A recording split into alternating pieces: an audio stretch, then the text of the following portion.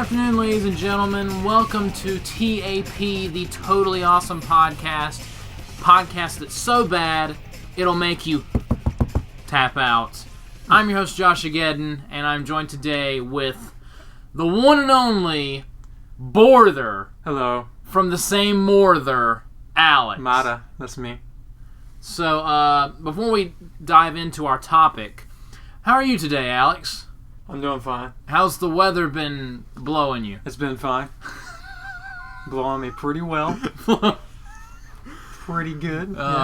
So, the reason why I have Alex on today, I know a lot of you are used to, like, extracurricular stuff like the beach, like we had, like, a couple days ago, or, like, wrestling podcasts, like with Sean and Skylar. No. Today, we are going to be venturing into the mystical world of Reddit. And stock trading. Because over the past, pretty much almost all year, I think it started in February. No, it was, well, technically it started probably, like, in December, but everyone knows about it from January. Oh, okay. Yeah. So, basically, and Alex is... Basically, at a point, I'm going to just basically hand the microphone over to Alex, and he's going to be explaining things for a while, because I think it's very interesting. But he knows a lot more about it than I do, because he's been studying up on it, he's been listening to a bunch of people about it on YouTube, on Reddit. It has to do with the GameStop stock, or yes. the Game Stock. The Game Stock. The Game Stock stop. And everything that's been going on, because from what I understand it, GameStop was going under.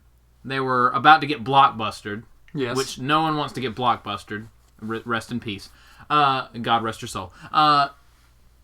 And a bunch of companies, from what I understand, were like trying to put money in to ensure it going bankrupt because they could get some like return investments, I guess. Mm-hmm. But a bunch of people on Reddit were like, no, not today, and just invested in GameStop, and its stock like rose like crazy. Yes. And that facilitated a domino effect that could legitimately overturn like the wealth in this country. Yes. So I'm gonna let Alex take away and give us like a timeline of what's happening. Yeah, I'm gonna kind of dissect it into chapters because there's a lot, and there's also a fun. I don't even know if you know about. Well, I did tell you a little bit about the company BlackRock and what they're doing, but yeah, you don't know as much as how much I've learned over the past few days as well. Okay, so as we know, it started back up in January. Basically, GameStop was going under. Everyone knew that, and companies were going to try to they're taking advantage of GameStop in a way by shorting their stock position to make them go bankrupt. And when a company goes bankrupt, anybody that has a short position in that company, their fees kind of get scraped off, and they don't have to pay anything back, and they just can make money from that. Well, they were doing this to GameStop like they've done before in the past, and it's always worked before. Just because not many people really knew about it, not really many people had information about that kind of thing, and all of a sudden on Reddit, a lot of attention started being projected onto GameStop and its stock. Specifically, there was a guy named, I don't know what his actual name is. Hang on. Well, he goes by DFV, which stands for Deep Fucking Value, on Reddit. He's not really the one, I wouldn't say he started it, but he's the person that kind of gained a lot of traction, and a lot of people were talking about him. He made a huge play on GameStop, and he went from probably a net worth of, I don't know exactly what he was before, but he became really rich off of just the initial boom from GameStop back in January. It went from around $4 a share from September in 2020 to around $300 to $400 in January. Jesus. So, I mean, if you have a position that, if you have 100 shares, at $4, you only have to pay like $400 when you enter your position. And if you exit it at like, $300, $400, like you're making bank off of that. And for those of you that don't know anything about stocks, and I know very little, but basically, if you have any kind of money in any kind of stock, and that stock goes up, that basically makes you more money. Yes. So if you have if there's a huge company that you have like a couple dollars in, and that stock is only like a certain value. And like going from $4 to $300, that's like how much of a percentage increase is that? I think it was around. The last statistic I saw was around like 1,400%, something like that. Yeah, it was pretty crazy. That's insane. Well, actually, I'll just say 400. So 100% would obviously be like 8. 1,000 would be 40. So I guess 10,000%, which is monumental. Like that's an insane run up already. So basically, if you own stock in something and the stock rises by like thousands of percentage points, you're making bank. Yeah. If it hits 1,000%, I mean that's 10 times what you had already. But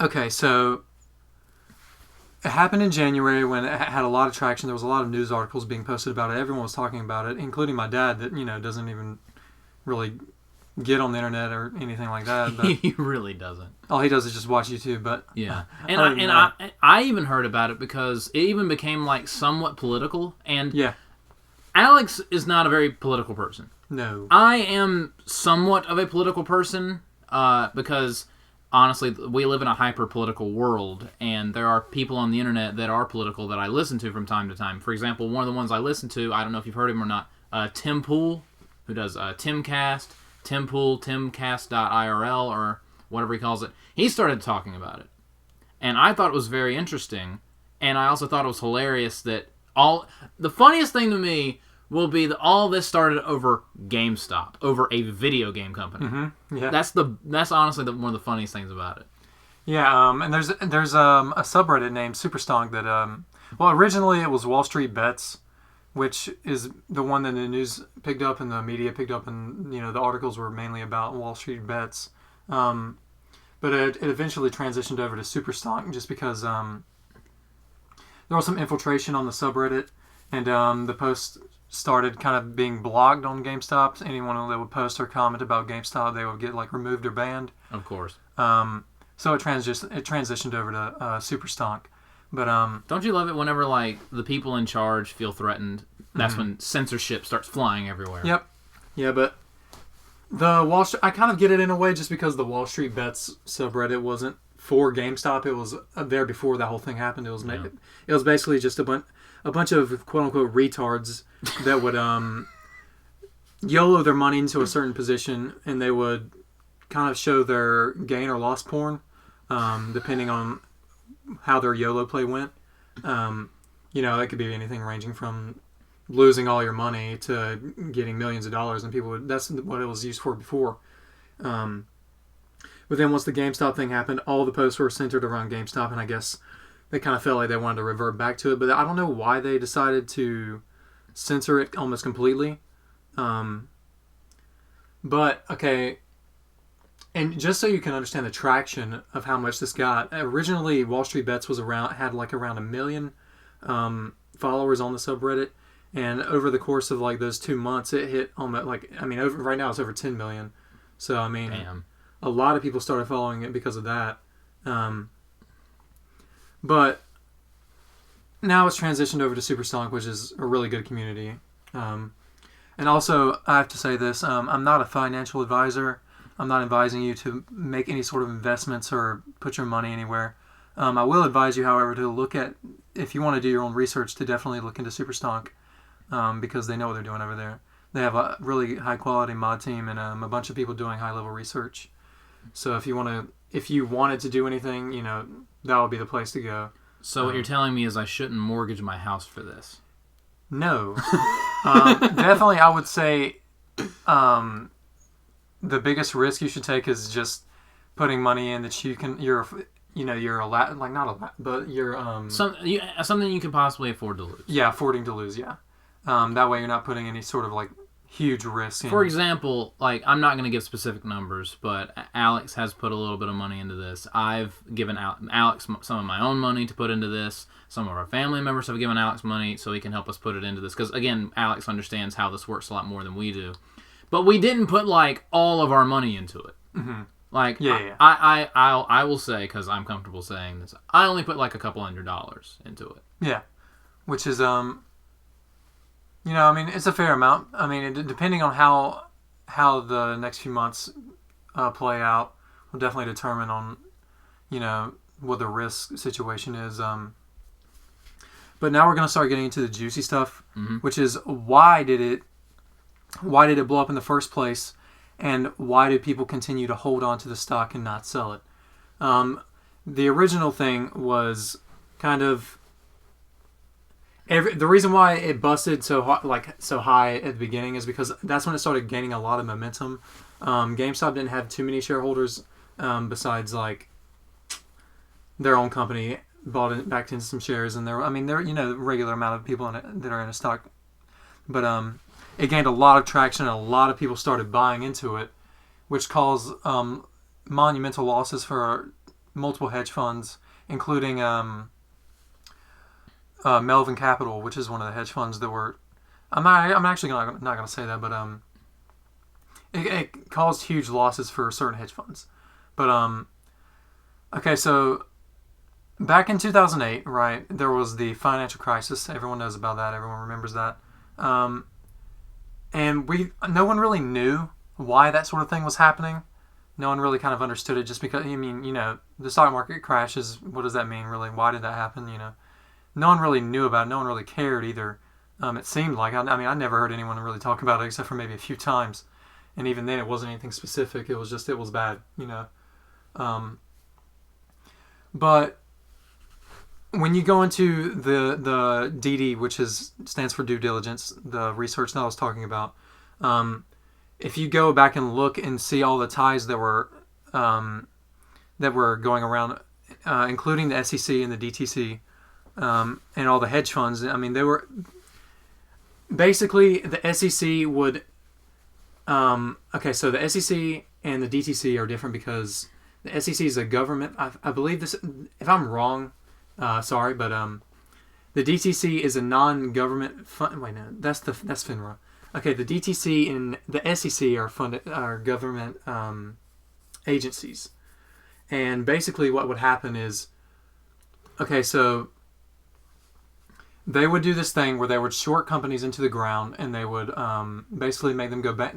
They were doing it on purpose because usually when you have a short position in a company, you're betting on it not performing well, having losses in terms of their capital and just the overall bad performance on the company. So they would short it, predicting that it would go down. That's why people have a short position in terms of like individual retail investors and just random people that just are making bets, basically. But what these companies were doing is they would short companies so hard with the intention of making them go bankrupt, which is illegal. It's called naked shorting. It's when you're shorting multiple shares of a stock that don't really exist. It's like you're shorting the same one multiple times and ones that you don't have. So it's really like fraudulent what these large institutions are doing and have been doing for years, and it's always worked. But people took notice of this in January, and they kind of stopped it for a little bit. That's why it ran up so high to around $300-$400. But the stock since then has kind of been floating back up and down in between, after the run up it hit $40, but then it went back up to around 200 something. I don't remember exactly what the statistics are, but it's kind of been bouncing around there from now on. Like it went up to 300 about a month ago, and it's did back down to around 200 now. But really, the whole point of the movement behind Superstonk is not so much just watching the price right now and like day trading and trying to just make small gains. The whole point right now is buying and holding the stock. Okay, and when you buy and hold the stock, basically there's not any sell. In terms of legitimate stocks, ones that aren't being manipulated, when you're buying and when everyone buys and holds the stock price goes up because no one is selling the stock. But when you short a stock, it goes down a small percentage, and when you buy one, it goes up a small percentage. So everyone decided back in January to buy and hold the stock. So what this was doing is that it first of all, it caused a little bit of the boom. I wouldn't say really that anyone covered their positions, the short positions, except for maybe like Melvin Capital, maybe a little bit. I don't know. Obviously, I'm not a part of those large institutions, but basically that was the idea: buy and hold the stock. That way, they're not able to get out because their plan originally was to short the company into the ground, and if they're naked shorting it and have a lot of shares shorted that they shouldn't, if that company goes bankrupt, that gets wiped clean, and they just can keep their profits. So basically, what they're doing is potentially self-dangerous. Yes. But if they do it enough times to a company and a company goes under, then it's like it never even happened. Yes. So basically what Alex has been saying is these companies, basically, these corporations, like, again, bet on companies going under. Mm-hmm. And if they go under, it makes them more money. And they're gaming the system. It's like the people making bets are going to ensure that this company goes under just so they can make more money. Yeah. Regardless of whose livelihood gets ruined. Yeah, they don't care about that. I mean, obviously. There's a few videos. I think there's a video. I don't remember what YouTube channel it is, but it was a guy.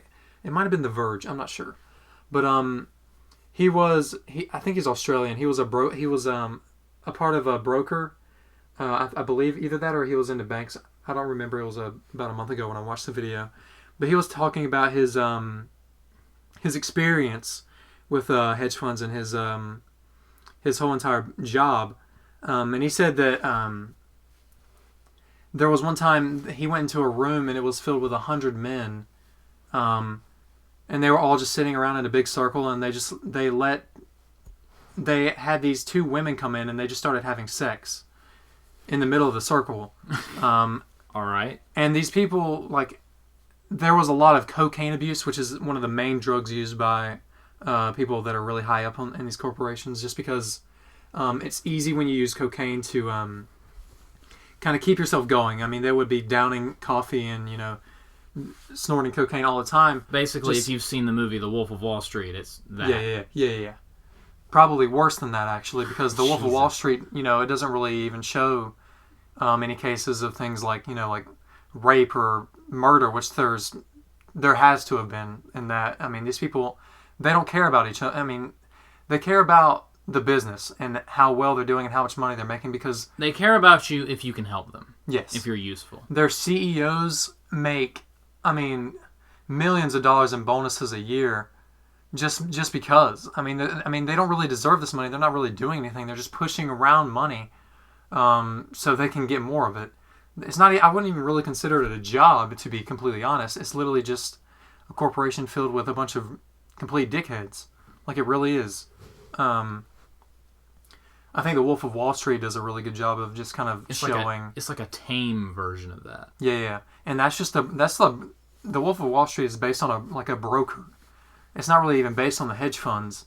Yeah, it was based on one person that does stuff like this. Yeah. But what we're talking about is like a bunch of these kinds of people. Yes, and the really manipulative part of this is that there's a lot of they're really tied together. If you look at one of the people on the board of directors of the SEC, it was a previous CEO of Citadel Corporations, which was one of the large hedge funds. And if you're supposed to be, watching over these brokers and these hedge funds, but you have direct ties to these hedge funds. Yeah, and if they're doing anything malicious or manipulative, it's like if you're a judge in a court case and the murderer is also like your twin brother. Yeah. It's impossible to be impartial. It's a conflict of interest, and there's ties going around all of these companies and all these, supposedly like federally funded business, like institutions. And with no one to like rein them in or keep watch, they can pretty much just do whatever they want to. Yes. And that's why there's been a large spotlight shown on the SEC because they've been turning a blind eye for so long to this manipulative practices. Because, so FINRA's in charge of, I believe FINRA's in charge of looking into the brokers and the hedge funds and seeing, like, just making sure, like, they're not doing any manipulative practices. But the problem with that is when they get caught doing, like, criminal activity, they only get hit with a small fine. I mean, these companies are worth, like, billions of dollars, and they're getting hit with $1 million fine. I mean, it really doesn't do anything. I mean, when they're making billions of dollars off of bankrupting companies, I don't think they're going to care about $1 million, $2 million fine. Sometimes less than that. I mean, it's really just a slap on the wrist to a much bigger problem. So, and what you've been telling me is not only this, the amount of money these people are throwing around, and like whenever they're like creating like fake stocks to short other companies, they're throwing around so much money that they're like collapsing the economy as they do it. Yes, they are. I don't know too much about that just because I didn't really dive into the whole bubble thing why the market's going to collapse, because GameStop doesn't really have anything to do with the market collapsing. In a way, the market was going to collapse either way. I mean, I couldn't tell you when it's going to be. It could be weeks, it could be months, it could be, possibly a year. I mean, I couldn't really tell you how long it would take for the market to collapse, but it's bound to happen. If you look into the reverse repo rates from the government, it's been slowly building up over the past few months. Usually, I don't even know if they have reverse repo rates in like the regular when the market's stable, but it's starting to hit around $800 billion. There was actually a record today. It hit a new record an all-time record of reverse repo. I think it was around $812 billion. And basically a repo agreement is when you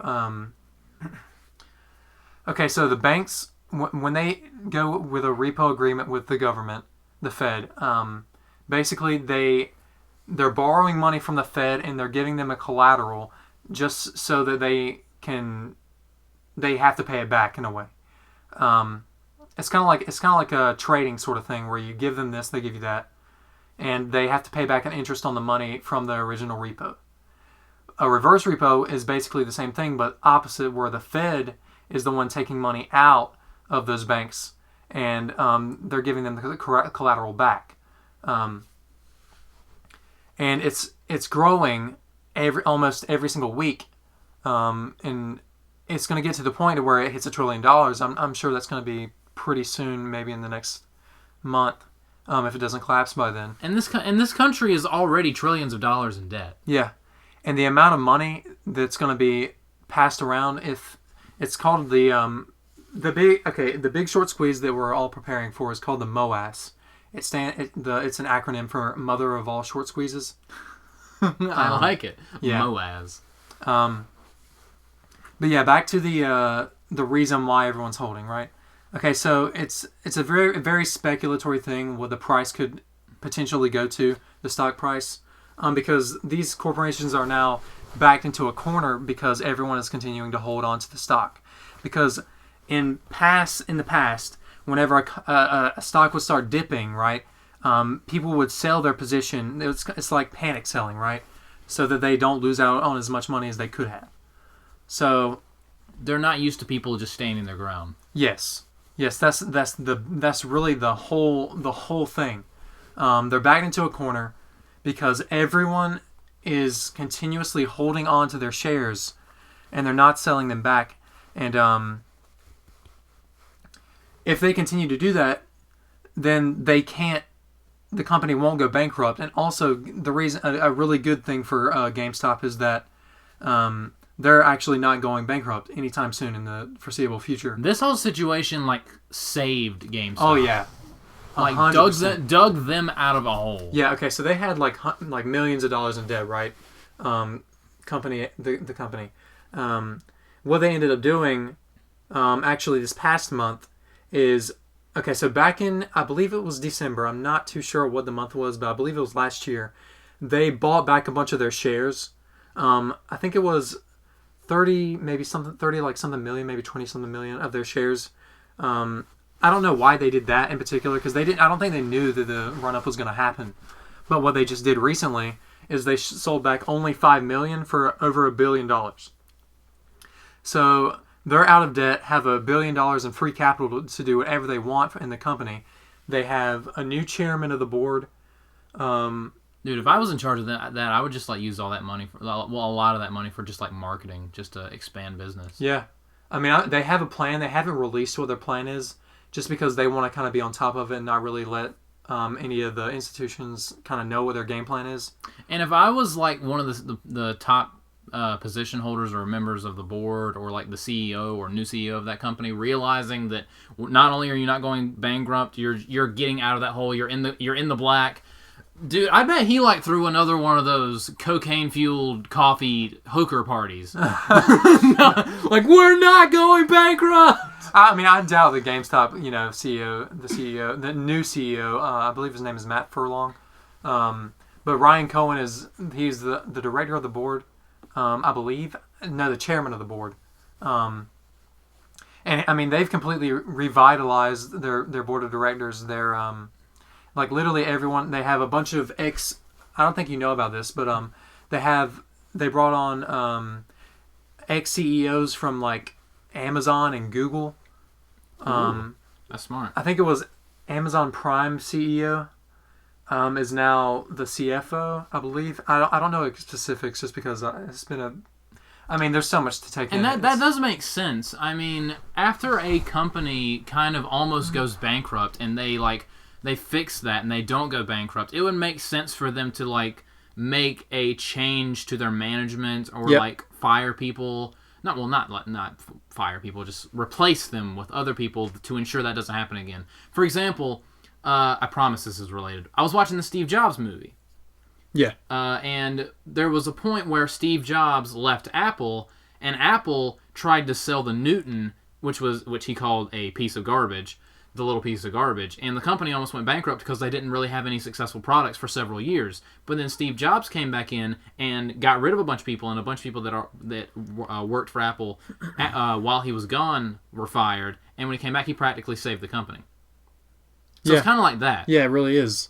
I mean, they have an excellent team. I would say a really top tier team now. I mean, there's so many positive things now for GameStop. They're definitely going to start expanding pretty soon here. In fact, they're actually going to be releasing an NFT soon, and they're going to be creating their own. I believe this is correct. I'm not too sure. Don't sue me on this, please, if I'm wrong here. They're going to be creating possibly their own cryptocurrency. That would be cool. Which would change the game, because I don't know the specifics again, because there's so much to go into it, and I'm pretty new to this as well.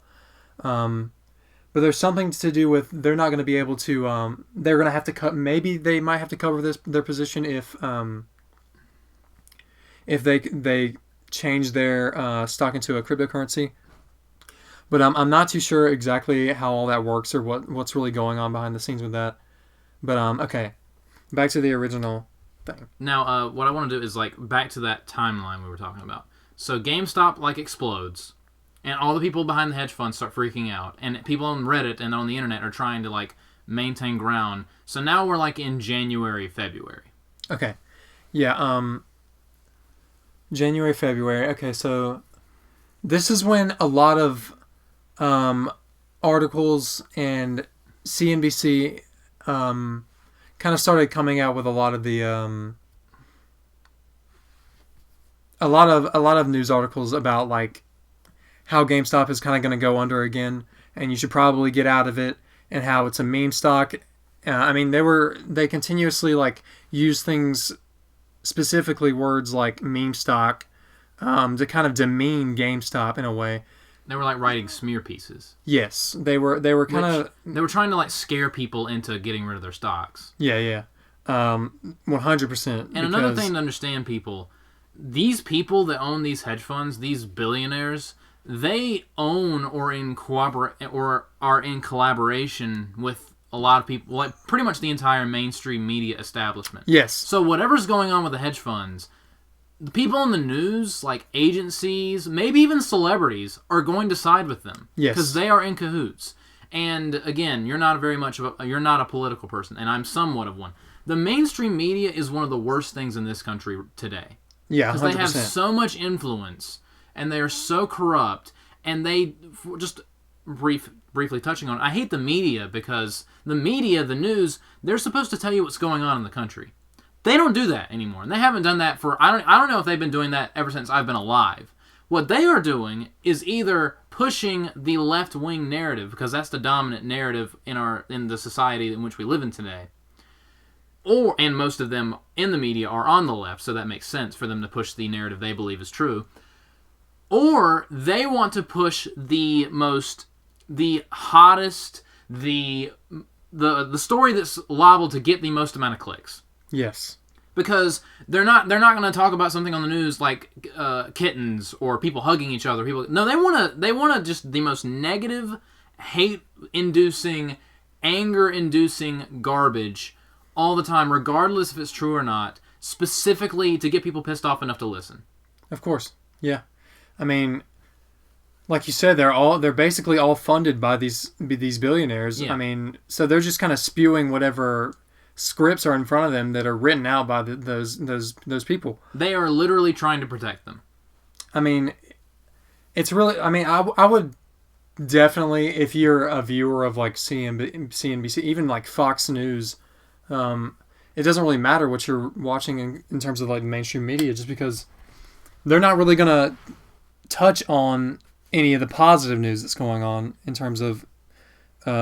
Well, really anything, but specifically like GameStop, like we're talking about. You're just going to be stuck in a limbo of them either giving you headlines designed to make you interested in the headlines, and they're more often than not going to be negative, or protecting the hedge funds. You're going to be stuck in a limbo of bouncing in between a rage bait or the people on the internet that are trying to to expose this are bad.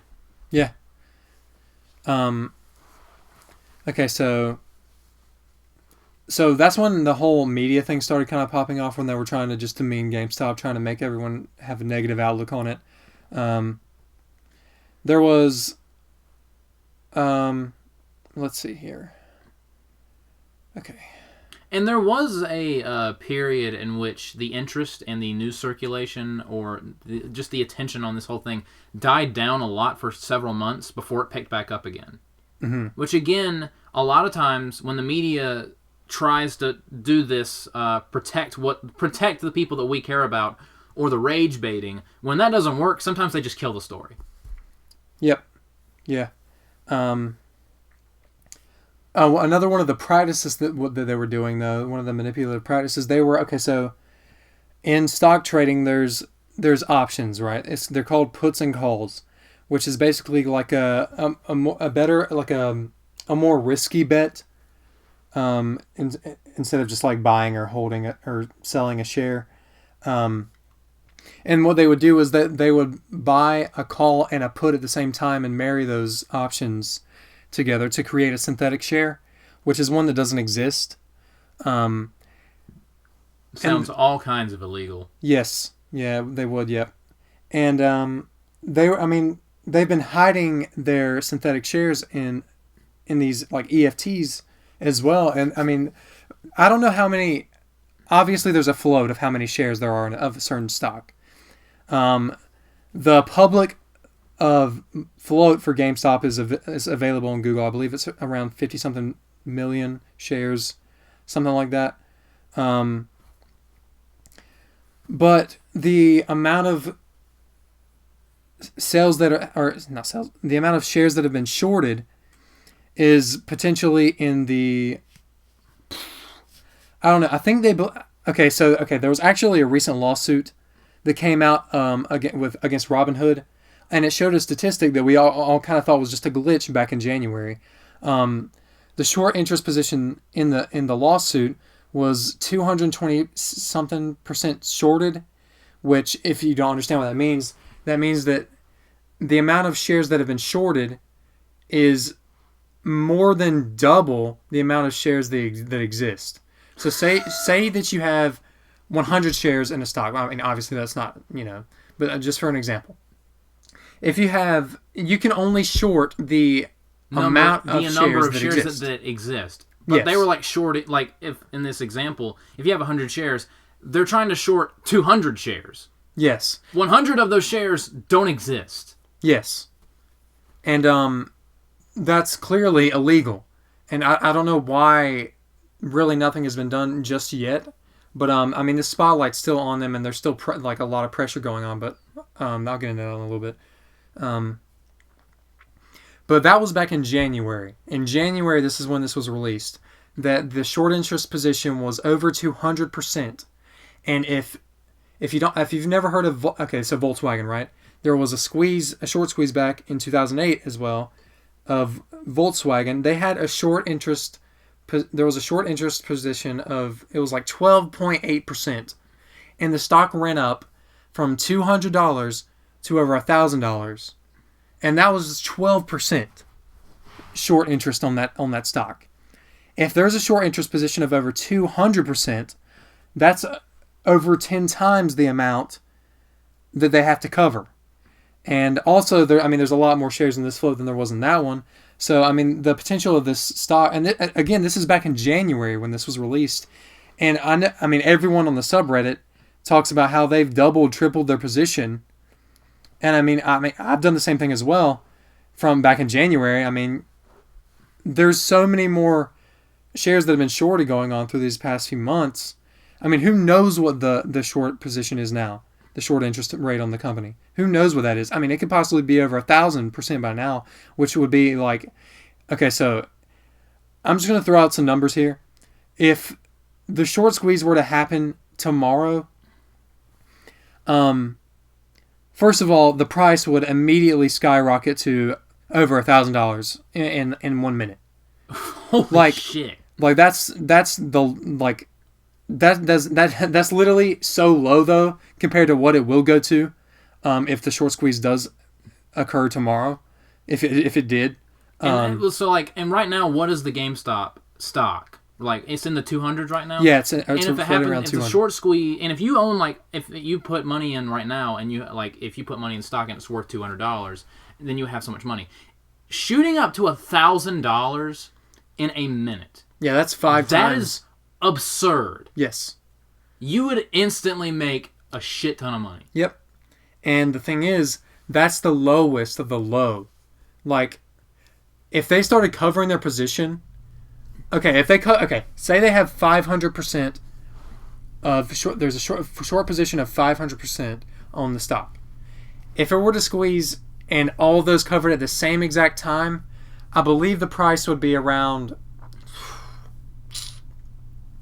at least over $10,000. Oh my god! And that's not even a joke. What kind of a percentage increase is that? I mean, I don't really. It's astronomical. It's insane. But the thing is, basically the plan here for everyone that has a position in GameStop, like a shareholding position in GameStop, where they've been holding. What the plan basically is for everyone to do is they're going to hold through them covering their shares. So it's basic supply and demand, right? There's going to be a very, very large demand for the shares because they need to cover their position. They want to cover their position as soon as possible and for as low amount of price as they can, just because they don't want to lose. They don't want to go bankrupt themselves. Because, I mean, if this happens, they're all going to go bankrupt anyways. It's not really going to matter. Oh, what a shame. But, I mean, the price is just going to absolutely explode. Because a lot of people are planning on holding onto their stock, their shares, until the price hits, I mean, potentially in the millions of dollars. And, I mean, and the reason why this is possible, and, I mean, it's never happened before, obviously. It's because they've been doing stuff like what they've been doing to GameStop for so long. Yes. And also, basically, they're not going to be able to, they're not going to have enough money to cover their position. So what's going to end up happening is first the small hedge funds are going to start going bankrupt because they're not going to be able to cover their position. So they're going to have to get bailed out by their prime brokers and the larger hedge funds that are at the top. Okay, then they're not going to have enough money also. So they're going to have to get bailed out by the DTC. And the amount of money that the DTC is able to for a bailout is around $70 trillion. Jesus and potentially, Christ. I mean, there's millions of shares potentially. If they might not have enough money to cover it either, which is when the Fed steps in and they're going to have to start printing money, which is why hyperinflation is going to be a possibility, and why the economy is going. Well, that's not really going to be why the economy collapses. That sounds like someone just dropping a nuke on the economy. Yes, it does. But GameStop has a negative beta, which means that if the economy goes down, the company goes up if it has a negative beta. So basically, market goes down, GameStop goes up. That's kind of how it works.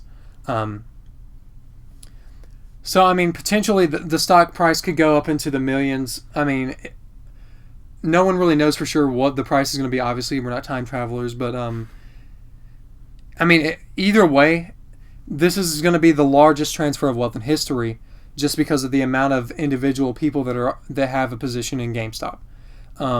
For example, Alex. Yes, I believe that this could be one of the best things to ever happen to the world, but also it's kind of going to start a new arc in a way, because I'm going to start getting into why there's a bigger boss than the hedge funds, and why this is going to actually start a new arc, a new kind of era in terms of the economy.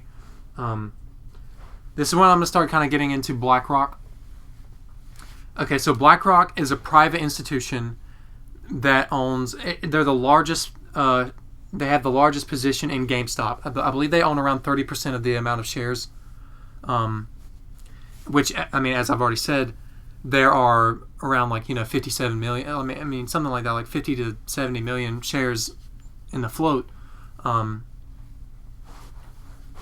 But if they own that many, I mean, they already have millions of shares. If the stock price goes into the if it goes into the millions, they're going to make trillions of dollars from this. And actually, BlackRock, what they've been doing, okay, so this is my guess.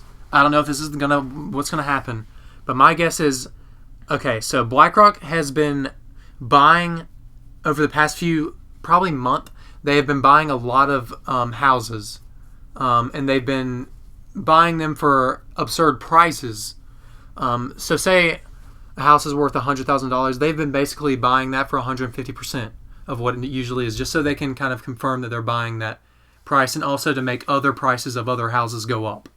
Okay, so they will buy it for $150,000, and they've been buying houses all over the United States to kind of increase the amount of places that they own.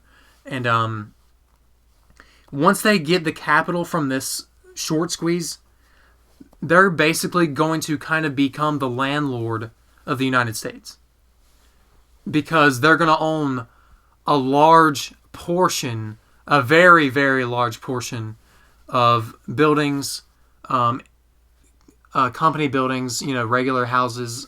They really will become, I mean, this is my guess, they would become like the landlord of the U.S. Because, okay, basically, BlackRock is really into buying out mortgages, and they're buying out people's houses from them as well.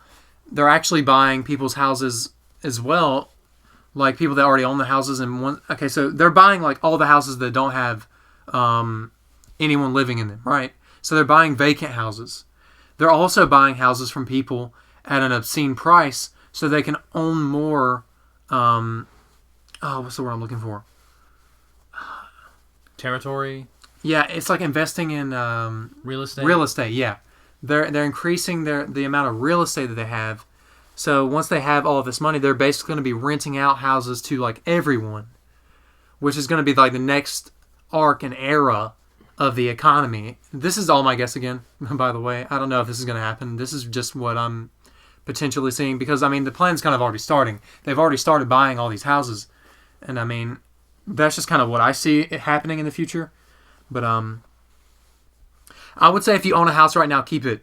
Don't sell it, because you might not be able to buy another one, because the houses that are vacant right now are skyrocketing all over the U.S. I believe like a year ago they're already up like 30% or something like that in terms of the price for vacant houses. Like it's gone up dramatically already.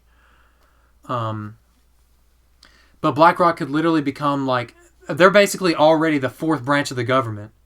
And if they start owning I mean, if this thing happens, they're going to have trillions of dollars in capital, and they're going to kind of become the I guess you could say the actual fourth branch of the government because they're going to have that much money. But who knows what's going to happen with that? Who knows? We're all just kind of waiting, all kind of holding on to our position, not really being bothered by any sort of FUD, which it stands for fear, something and doubt. I don't remember what the U is, but fear, uncertainty, and doubt. We're kind of just holding throughout all of that. It doesn't really matter what the share price goes to. If it went to $5 tomorrow, I would buy 100 more shares. Like I really would, and I know a lot of people would do that as well. Because it's not really about the price at this point. It's more about the movement in a way of trying to stop these manipulative people from doing these malicious practices, bankrupting companies just so they can make a buck. But yeah, that's kind of the whole thing. The whole kit and caboodle? Yeah, it's the retail investors versus Wall Street in a way. And we're just kind of waiting, seeing what's happening. And I really do believe in the company. I believe that it's got a strong team, a strong plan. Even though they haven't released their plan, I believe that they know what they're doing. I believe so. But yeah, do you have any more questions? Kind of like just some interesting events that have happened during the course of this, because I remember a couple weeks ago, I think I was about to go see my girlfriend because she was about to be in a cabaret, and you were telling me about how this news anchor, she was talking about that they were kind of beating around the bush of this issue, especially about naked shorting. And this person was describing it, not accusing anyone of doing it, but saying this is what this is. But he wasn't like giving a specific name because he didn't want to draw attention. Yes. But this news anchor goes, "Oh, you mean naked shorting?" Yeah. She said naked shorts. Yeah, and that's the quote. And I mean, the face that she had was priceless. Her name was Melissa Lee, and you could probably find it on YouTube, the whole reaction. But it was hilarious. And she's probably dead now. No, she's actually fine. They kind of turned the script around. They kind of made it seem like it was intentional. Obvious. I mean, we knew they were going to do that because if she ended up dead, like it would. If she like got fired, yeah, or something happened to her, I mean, everyone would hop on it again. It would make these people look 100 times more suspicious. Yeah, it would be a catalyst, another one. But it was the funniest thing to watch because she's off screen when she says this, and when they cut back to everyone that's talking, everyone has the biggest "oh shit," especially her. Her face especially her. It's a wonder someone didn't reach through those boxes that they were in and just smack her on the back of the head and say, "Why did you do that?" Yeah, it was hilarious. That was a really funny moment. I really like that one. What are some other moments that you can think of that popped to mind? Let's see. All the billboards that were going around was really cool. I thought when people were literally paying to have a billboard put up, or like signs in like New York City. There was one. If you go to Wall Street Bets, you could actually see it's the highest voted post of it was like GME Go Burr. I mean, it was like a meme, but a lot of people were buying billboards and stuff, and I mean, there's a lot of really cool people in the community. There was a guy that was eating a banana. He was being interviewed by one of the large media outlets. I don't remember which one it was. It might have been CNBC. But he was eating a banana because we're quote unquote called apes just because you relate an ape to being like stupid and like retarded, and that's kind of like the whole thing. Because we're doing things that are unconventional in terms of stock trading. Mm-hmm. So there was that. Let's see. Ryan Cohen posting pictures of like there's a guy with like a boner. It was like really funny. There was Okay, now I need more context for this. Okay, so there's a T21 cycle. Basically, what that means is every 21 trading days, there's like a day where the stock would go up and it would hit a peak, and he would always. We didn't really catch on to this until like recently. He would tweet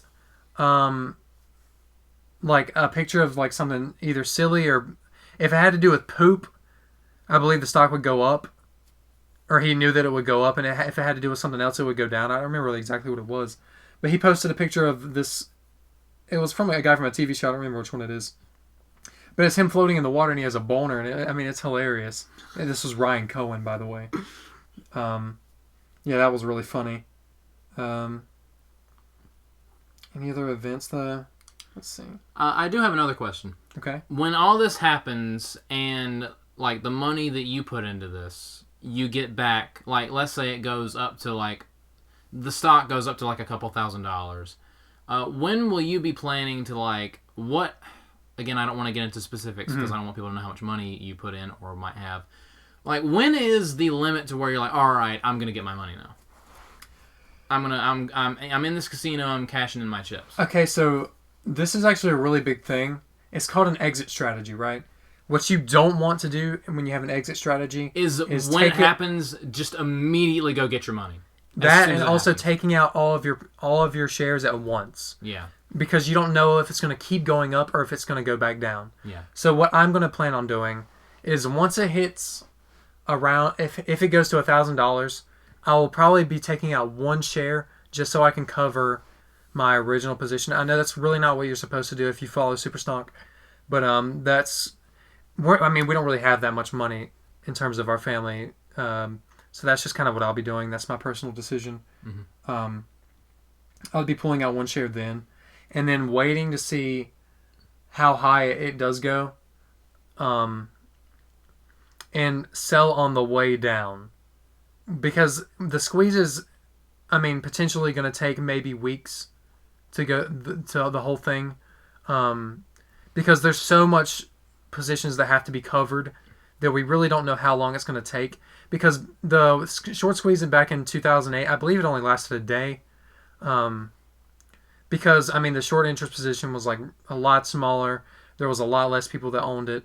There was a lot less involved, so it was just a lot quicker. But this time, I'm assuming it's going to take at least multiple days for the whole thing to happen, possibly weeks.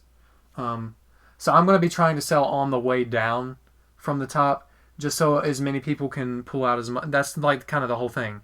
People are going to the consensus is to sell on the way down, so the price doesn't get hurt on the way up, and so it also everyone can exit their position when it's really high.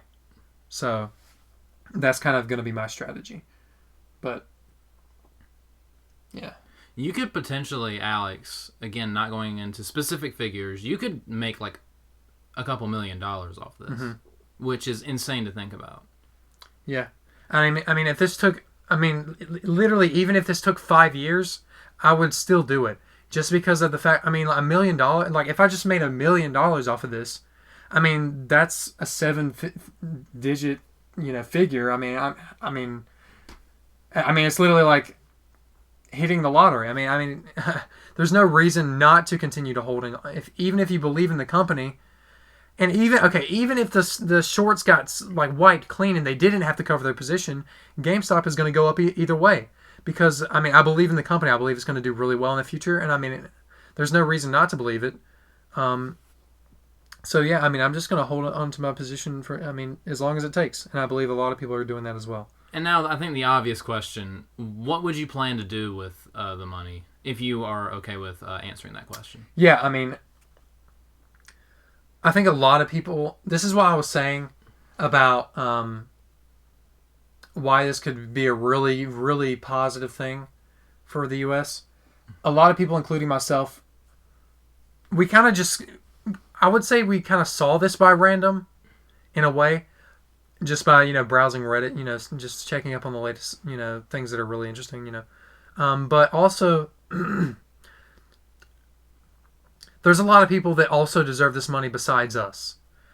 So, personally me, if I were to gain a large amount of money, I would, first of all, pay off any debt that any family member has. I'd help out friends. I'd help out really people that I know that are really good people. In general, close friends, close family, all that kind of stuff. And then I'd start depending on the amount of money that I would get, that would kind of determine on how I would go about using like the rest your of next steps. it. Yeah. Because if I only made $1 million, say if I were to make $1 million, I mean, obviously I would clear out the debt, help close friends and family, but then I would kind of maybe start going into trying to build my own business, something like that. Just start setting myself up for the future because $1 million isn't going to last me for the rest of my life.